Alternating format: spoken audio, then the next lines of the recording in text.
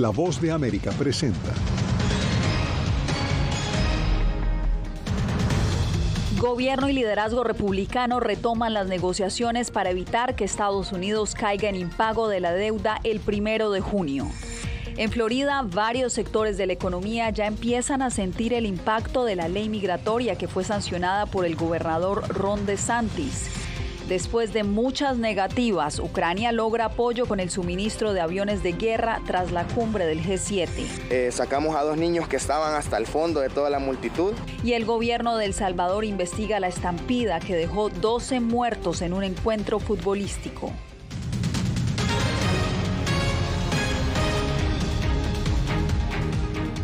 ¿Qué tal? Desde Washington les doy la bienvenida al Mundo al Día. Soy Yasmín López. 10 días faltan para evitar que por primera vez en la historia Estados Unidos incumpla el pago de su deuda. Este lunes el presidente Joe Biden y el líder de la Cámara de Representantes retoman las negociaciones para ampliar el techo de la deuda.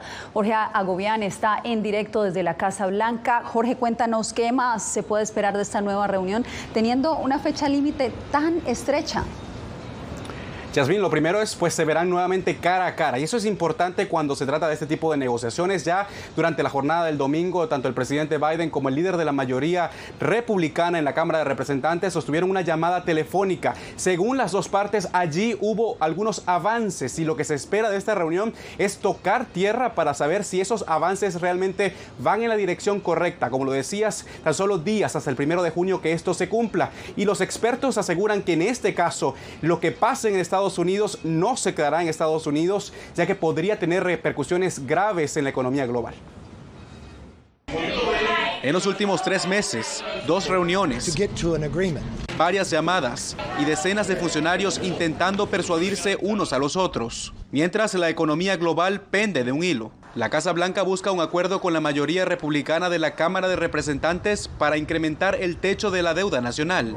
Y el 1 de junio es la fecha límite.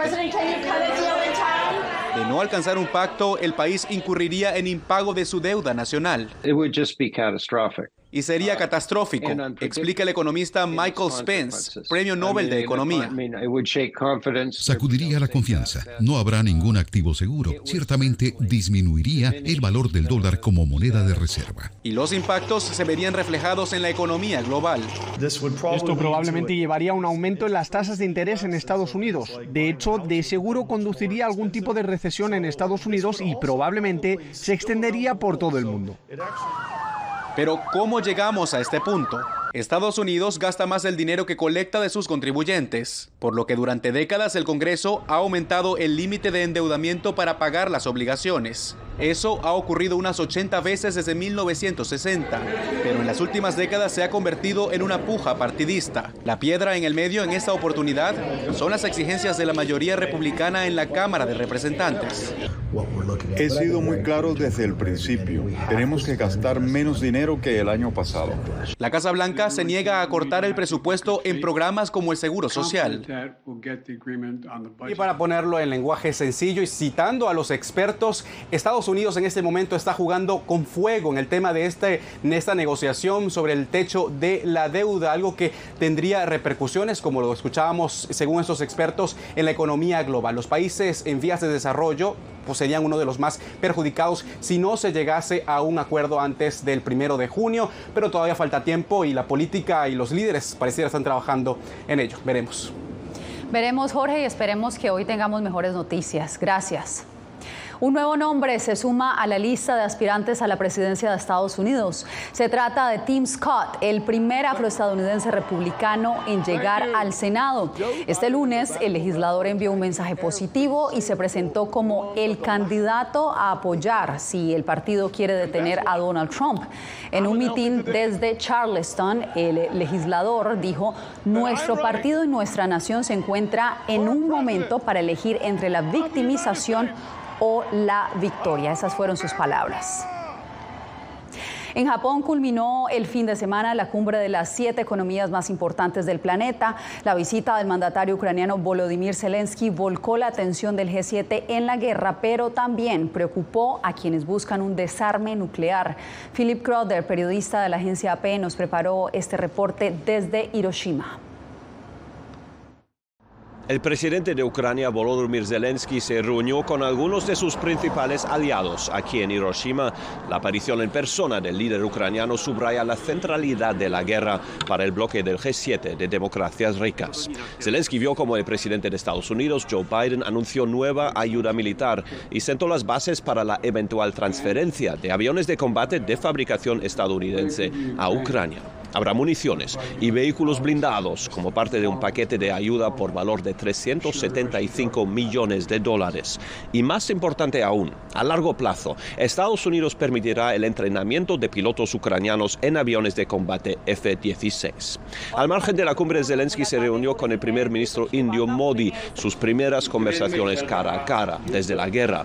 India y Brasil se han mantenido no alineados en la guerra y eso no parece haber cambiado. Ni siquiera hubo una reunión aquí con el presidente brasileño Lula da Silva. Hubo otras prioridades aquí en Hiroshima, incluidos los desafíos de seguridad en Asia y la ayuda al mundo en desarrollo. El primer ministro japonés Kishida quería que el desarme nuclear fuera un foco importante de las discusiones. En 2 ocasiones llevó a los líderes a visitar el Parque de la Paz, dedicado a las decenas de miles de personas que murieron en la detonación de la bomba atómica aquí en Hiroshima.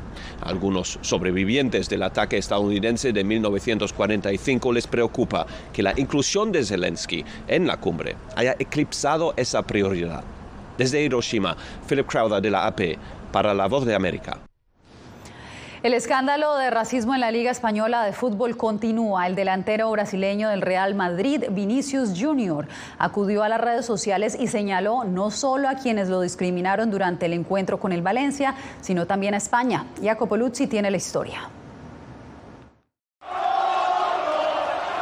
Un nuevo caso, el enésimo de racismo, sacude la Liga de Fútbol Española e involucra otra vez a Vinicius Junior, estrella brasileña de Real Madrid, durante el partido contra el Valencia de este domingo, cuando aficionados valencianos le dirigieron insultos raciales, llamándolo mono. No fue ni la primera vez, ni la segunda, ni la tercera. El racismo es normal en la liga. La competición cree que es normal. La federación también y los adversarios la alientan. Lo siento mucho. El campeonato que una vez fue de Ronaldinho, Ronaldo, Cristiano y Messi, hoy pertenece a los racistas. El Real Madrid del lunes apeló a la Fiscalía General para que investigue este episodio, definiendo los insultos como un crimen de odio según la ley española. Ahora es verdad que hay un protocolo, el árbitro decía no, primero tenemos que informar a la gente que se lo hacen otra vez, tenemos que ir a casa. Laia Bonals, periodista del periódico, opina que España no es un país racista, pero tiene conductas que en un contexto visceral como el fútbol se exacerban. Hay unos individuos que normalmente forman parte del grupo de los ultras de los equipos de España que tienen ese tipo de comportamientos. Pero eso ni engloba al fútbol español en su totalidad, ni a la totalidad de un estadio en el que había más de 40.000 personas. En España se habla ahora de hacer algo contra el racismo, pero lo que cree Bonals es que se necesita más contundencia frente a los episodios, con consecuencias reales para los perpetradores, empezando con parar los partidos. Porque en el momento en que los aficionados vean que su equipo pierde un partido por culpa de esto, dejarán de hacerlo. Jacopo Luzzi, Voz de América. La Comisión de la Unión Europea impuso una multa récord a la empresa Meta por el manejo que le da a la información de los usuarios. El principal regulador de privacidad de la Unión impuso una penalidad de $1.300 millones a la gigantesca tecnológica y le ordenó que para el mes de octubre haya dejado de transferir datos de usuarios a Estados Unidos. La Unión Europea ha estado en una larga batalla con Meta, la empresa matriz de Facebook, sobre dónde almacenan sus datos por temores de espionaje cibernético.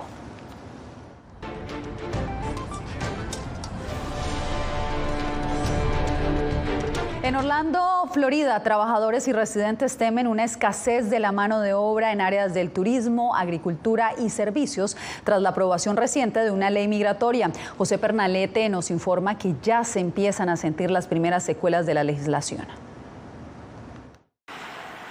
En la ciudad de Orlando, localizada en el centro de Florida, la construcción de algunas obras se ha detenido por la inasistencia de trabajadores. Según la ONG Hope Community Center, una gran parte de los empleados son migrantes sin permisos de trabajo que están atemorizados por la ley migratoria firmada por Ron DeSantis, el gobernador de Florida. De acuerdo con esta organización, la ley atenta contra el libre tránsito de personas cuando establece que el traslado hacia Florida de ciudadanos de otros países en situación irregular puede ser penado hasta por 15 años de cárcel para el responsable y deportación para el inmigrante a bordo del vehículo.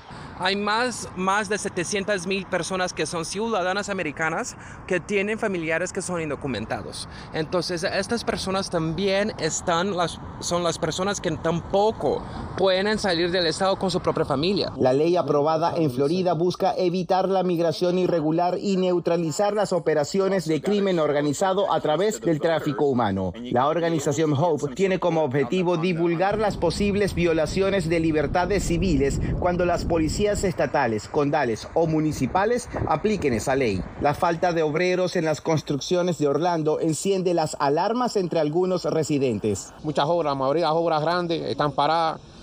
La cosecha está parada también, las hortalizas están echándose a perder. Orlando se caracteriza por la actividad turística vinculada a los parques temáticos de entretenimiento. José Pernalete, Voz de América, Orlando, Florida. La asistencia a los migrantes recién llegados le está costando a Nueva York recortes presupuestarios en su programa de alimentación a mayores, lo que amenaza con dejarlos en una situación de vulnerabilidad. Ángela González nos acompaña en vivo. Ángela, adelante con la información.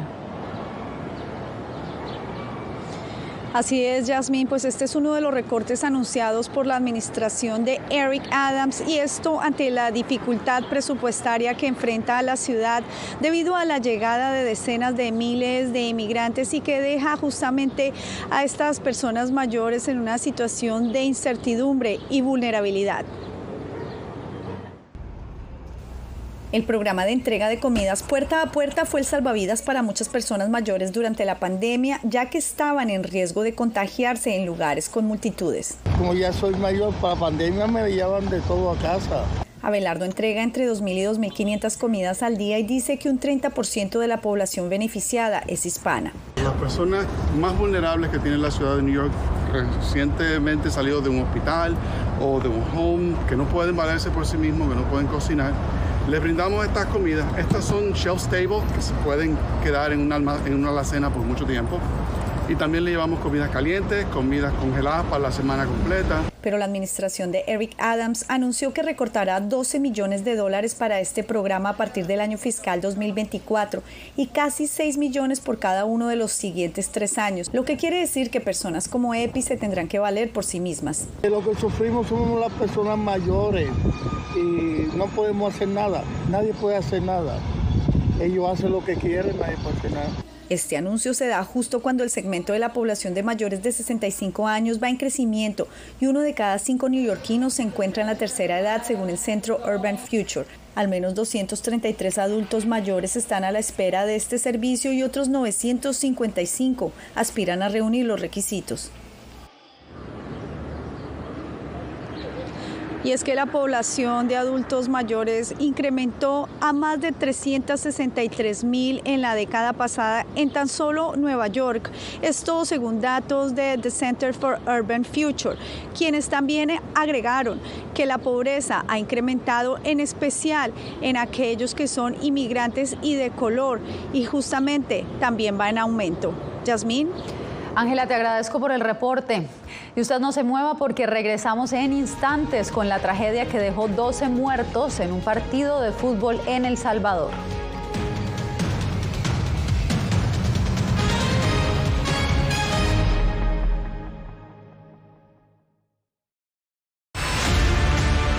No concibo una democracia sin periodistas. El libreto manda a un conflicto constante con la prensa independiente, con los medios de comunicación. Periodismo, la prensa libre importa. Una coproducción de La Voz de América con nuestras afiliadas en la región. Se ejerció esta profesión con mucho miedo. ¿Cuántos periodistas van muertos ya? Por decir la verdad. Disponible en vozdeamerica.com. tiempos de cambios, cuando el mundo parece incierto y lo que escuchamos no refleja lo que vemos, buscamos la verdad. A través de la pantalla de la... Cuando nos cuentan solo una parte de la historia, perdemos la confianza. En momentos de crisis, nuestros sueños, esperanzas y deseos de un mejor mañana dependen de una prensa libre. En La Voz de América te traemos las historias que la gente se arriesga a ver. Conectamos el mundo y lo unimos con la verdad.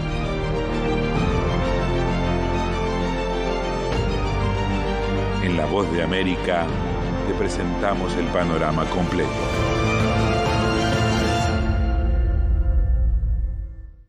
Fui detenido con acusaciones de traición a la patria y luego fui sentenciado y condenado a 13 años de prisión. Es una sensación totalmente inhumana, es una sensación como de estar muerto en vida realmente. ¿Qué sientes cuando tocas? Cuéntame. Pues me siento contento, siento que puedo expresar mis emociones.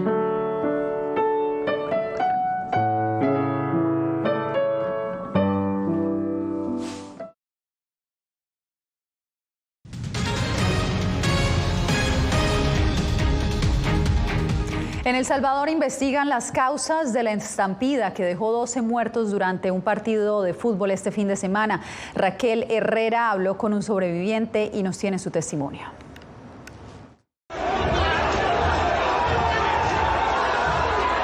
El caos reinó en el estadio Cuscatlán. Por razones que aún no terminan de esclarecerse, hinchas de uno de los equipos que disputaban cuartos de final la noche del sábado intentaban entrar al recinto por la fuerza, mientras otros buscaban salir. Carlos estuvo en la trifulca y dice que está vivo de milagro. Sol General tiene 2 o 3 entradas. Cerraron todos los portones y más de 2.000 personas se acumularon en una sola entrada. Las autoridades no quisieron abrir los portones, sino que solo habilitaron una entrada. Carlos había ido con su padre al estadio y vivió momentos de angustia antes de encontrarlo. Con otro aficionado que estaba a la par, yo le dije, empecemos a jalar a la gente hacia las gradas, porque la gente aquí se va a morir. Entonces, junto con él, rescatamos como a 8 personas, sacamos a 2 niños que estaban hasta el fondo de toda la multitud, y me tocó revisar los cadáveres, darles la vuelta para poder verles el rostro, a ver si uno de ellos era mi papá. Hubo un momento en que la policía nos desalojó, nos dijo que todas esas personas ya estaban fallecidas, y adentro del estadio ya pude reencontrarme nuevamente con mi papá. En total, 12 personas perdieron la vida y más de 500 necesitaron asistencia médica. Una centena fue trasladada con traumatismos al hospital, algunos casos severos. Las autoridades han iniciado una investigación para determinar responsabilidades. Vamos a investigar a fondo para poder determinar la responsabilidad, ya sea por acción o por omisión, de algunos encargados que tienen que ver con este evento deportivo. ¿Y cuáles son los encargados? Recordemos que hay presidentes, vicepresidentes de los equipos de fútbol, hay personas que se encargan de la venta de la boletería, de la administración de las taquillas. Luego de la tragedia, aficionados han colocado este altar improvisado en memoria de las víctimas. La Federación Salvadoreña de Fútbol suspendió el fútbol profesional hasta nuevo aviso. Raquel Herrera, Voz de América, San Salvador. Al menos 10 personas fallecieron y 9 resultaron heridas en un tiroteo el sábado en una exhibición de autos en Baja California, en el norte de México. Así lo informó el gobierno municipal. Según reportes de llamadas al 911, personas con armas largas salieron de una camioneta gris y comenzaron a disparar indiscriminadamente contra los participantes en una estación de servicio. Al lugar llegaron policías municipales y estatales, Infantería de Marina, bomberos y la Cruz Roja Mexicana. Una comisión del Vaticano llegó a Bolivia luego del escándalo que ha desatado una investigación del diario El País, donde expone decenas de abusos sexuales contra niños por parte de miembros de la Iglesia Católica. Fabiola Chambi tiene los detalles. El sacerdote español Alfonso Pedrajas murió en Bolivia en 2009, pero dejó 383 páginas de un diario íntimo en el que detalla cómo cometió abusos sexuales a unos 85 niños durante las décadas de 1970 y 1980, y además cómo fue encubierto por la Iglesia y su congregación, la Compañía de Jesús. Esta revelación del diario El País sacudió a la sociedad boliviana.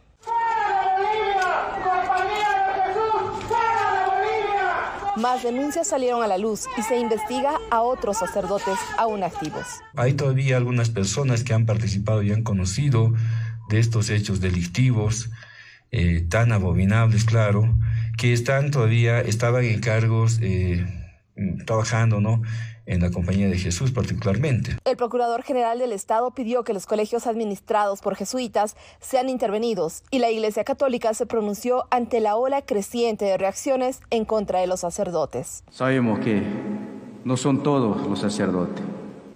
Hay que investigarlo y hay que hacer justicia, seguro. Pero lo que pedimos aquí es que no se politice esto. Ya se encuentra en Bolivia el monseñor Jordi Bertomeu, hombre de confianza del Papa Francisco y conocido como el agente 007, encargado de investigar a fondo los casos de abusos sexuales en la Iglesia Católica. Fabiola Chambi, Voz de América, Bolivia. Nicaragua y España vuelven a intercambiar embajadores después de meses de tensión diplomática.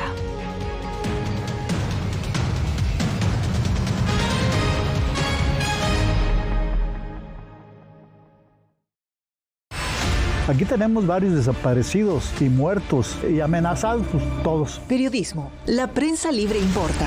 Una coproducción de La Voz de América y Fuerza Informativa Azteca. Disponible en vozdeamerica.com. En tiempos de cambios, cuando el mundo parece incierto y lo que escuchamos no refleja lo que vemos, buscamos la verdad. A través de la pantalla de la... Cuando nos cuentan solo una parte de la historia, perdemos la confianza. En momentos de crisis, nuestros sueños, esperanzas y deseos de un mejor mañana dependen de una prensa libre. En La Voz de América te traemos las historias que la gente se arriesga a ver. Conectamos el mundo y lo unimos con la verdad.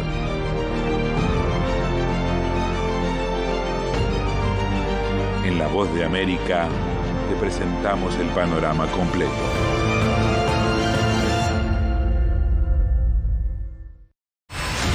Poder recuperar la libertad de prensa. Periodismo, la prensa libre importa. Una producción especial de La Voz de América. Se ejerció esta profesión con mucho miedo. Disponible en vozdeamerica.com.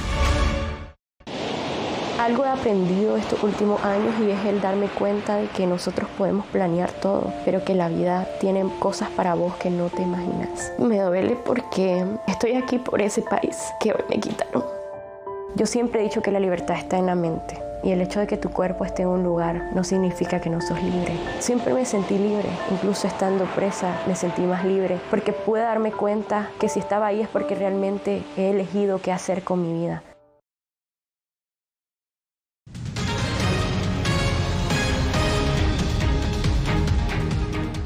Tras meses de tensión, España y Nicaragua retoman sus relaciones diplomáticas. Ambos países intercambiaron embajadores, mientras que Madrid naturaliza a varios de los opositores expulsados por Managua. Donaldo Hernández nos informa. La activista Alexa Zamora fue una de las primeras 14 opositoras en recibir la nacionalidad española, luego que el gobierno de Daniel Ortega la despojó de su nacionalidad por supuesta traición a la patria. Alexa es parte de la lista de 316 personas que han sufrido la apatridia desde febrero de este año. Lo recibo con muchísimo entusiasmo, sobre todo pues por el respaldo legal que esto implica y la recuperación de la existencia legal como individuo. Paralelo a la nacionalización de opositores nicaragüenses, España y Nicaragua han retomado sus relaciones diplomáticas. Luego de casi un año de tensiones, han nombrado embajadores en Madrid y Managua. Aunque han surgido muchas críticas, muchos expatriados han defendido esta decisión. La última opción de los países ha sido romper definitivamente las relaciones diplomáticas. Y sociólogas como Aide Castillo consideran que la diplomacia siempre ha funcionado en Nicaragua. Ellos insisten en tratar de mantener una puerta abierta, un espacio, aunque sea pequeño, para poder en algún momento incidir. El gobierno de Managua no se ha referido a la decisión de España de otorgar nacionalidad a los expatriados y tampoco sobre el nombramiento de embajadores en ambas capitales. Donaldo Hernández, Voz de América.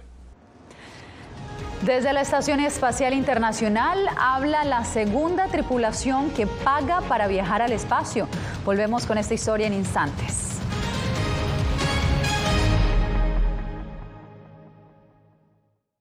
Fui detenido con acusaciones de traición a la patria y luego fui sentenciado y condenado a 13 años de prisión. Es una sensación totalmente inhumana, es una sensación como de estar muerto en vida realmente. ¿Qué sientes cuando tocas? Cuéntame. Pues me siento contento, siento que puedo expresar mis emociones.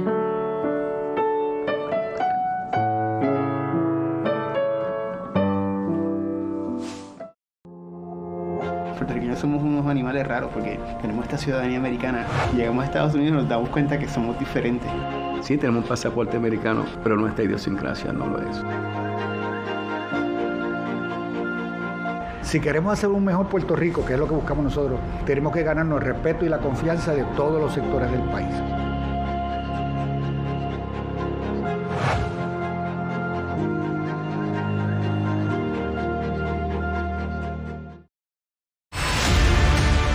No concibo una democracia sin periodistas. El libreto manda a un conflicto constante con la prensa independiente, con los medios de comunicación. Periodismo, La Prensa Libre Importa, una coproducción de La Voz de América con nuestras afiliadas en la región. Se ejerció esta profesión con mucho miedo. ¿Cuántos periodistas van muertos ya? Por decir la verdad. Disponible en vozdeamerica.com.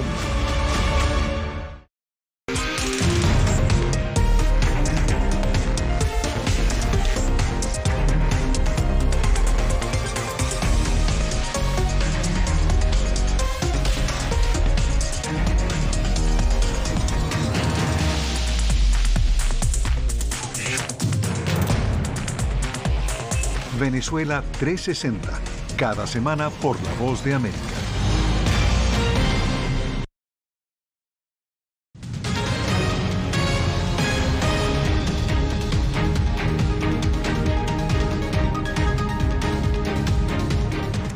Ya llegaron a la Estación Espacial Internacional los 4 astronautas de la misión Axiom Mission 2 de la compañía SpaceX. Es la segunda tripulación de astronautas totalmente privada en llegar al espacio, como nos cuenta Diva Lizette Cash. Hola, pandilla. Esto es Dragon Freedom, aquí con una nueva tripulación a bordo de la órbita. De esta manera saludaba Peggy Wilson, ex astronauta de la NASA y comandante de Axiom Mission 2, al segundo equipo de astronautas y con representación de Arabia Saudita, enviado a bordo de la nave espacial privada SpaceX a la Estación Espacial Internacional, donde permanecerá durante una semana. Estamos aquí sintiendo la microgravedad gracias a nuestro reino de Arabia Saudita y a los líderes, el rey Salmán y el visionario príncipe heredero Mohammed bin Salman, por su apoyo en esta misión. El gobierno de Arabia Saudita patrocinó el viaje de Ali Al-Qarni, piloto de combate, y de Rayana Barnawi, una científica especializada en la investigación de células madre del cáncer. Es la primera mujer astronauta de su país quien centrará su viaje en el avance de la investigación del cáncer de mama. Es una sensación increíble, realmente lo disfruto. Vamos a tener una experiencia increíble. Schaffner es fundador de un equipo de carreras de autos y costeó su viaje, por lo que la población espacial se eleva a 11, lo que representa no solo a Arabia Saudita y a los Estados Unidos, sino también a los Emiratos Árabes Unidos y a Rusia. Diva Lizette Cash, Voz de América. Un hombre lleva 83 días viviendo bajo el agua. Se trata del buzo e investigador médico Joseph Dituri, quien rompió un récord mundial al pasar 74 días en un hotel sumergido cerca del Cayo Largo, en Florida. Dituri dice que planea permanecer bajo el agua hasta el 9 de junio, cuando alcanzará la marca de los 100 días. Parte de la misión consiste en monitorear la respuesta de su cuerpo a la exposición a largo plazo a presiones externas. Con esto me despido por hoy.